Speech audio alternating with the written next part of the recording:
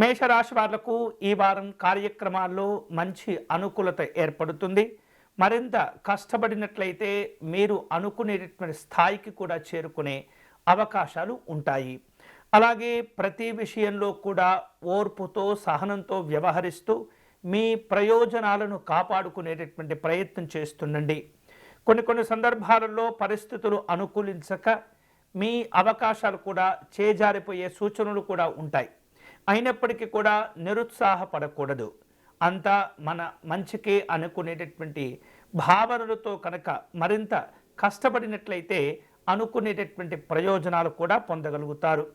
వేరువేరు రూపాలలో మీ యొక్క సంపాదనకు మీరు చేసేటటువంటి ఖర్చులకు ఈ వారం పొంతన ఉండకపోవచ్చు. అందుకని జాగ్రత్తగా మీ సంపాదన ఎంత ఖర్చు చేయాలి, ఎంత జాగ్రత్తగా వ్యవహరించాలి అనేటటువంటి కొన్ని రకాల ప్రణాళికలను కూడా మీరు ఈ వారం సిద్ధం చేసుకుంటూ ఉండాలి. అలాగే కొన్ని సందర్భాలలో చిన్న అప్పులు చేయవలసిన పరిస్థితులు కూడా ఈ వారం కలుగుతూ ఉంటాయి. జాగ్రత్తగా పనులు చేపట్టండి.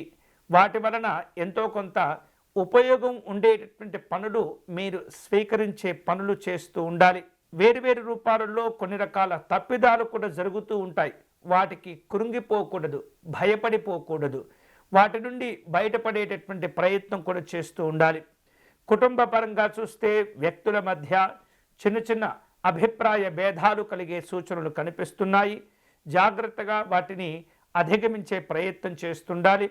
గొడవలు పెంచుకోకుండా సామరస్యంగా మీ యొక్క సమస్యలను పరిష్కరించుకునే ప్రయత్నం చేస్తూ ఉండాలి. వేరువేరు సందర్భాలలో అజాగ్రత్త వలన మీరు పోగొట్టుకున్న పలు రకాల వస్తువులను తిరిగి ఈ వారం మీరు సంపాదించుకునే అవకాశాలు ఉండబోతున్నాయి.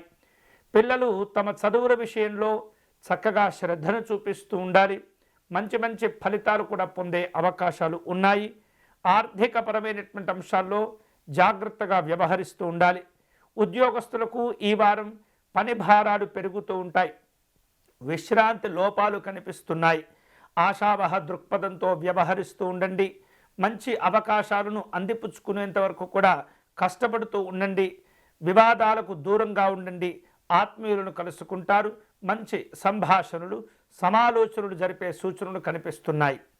ఈ వారం మేషరాశి వారు శుభకరమైనటువంటి ఫలితాలను పొందేందుకై పరమేశ్వరుణ్ణి దర్శనం చేసుకోవటం, పరమేశ్వరుని యొక్క ఆలయాలకు వెళ్ళటం, అవకాశం ఉంటే స్వామివారి యొక్క అర్చన, అభిషేక, సేవా కార్యక్రమాల్లో పాల్గొనే ప్రయత్నం చేయండి.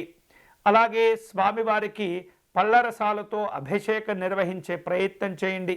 చెరుకు రసంతో అభిషేకం నిర్వహించే ప్రయత్నం చేయండి. పేదవారికి జలదానము, మజ్జిగ దానం చేస్తూ ఉండండి. అన్ని రకాల శుభ ఫలితాలు పొందవచ్చు.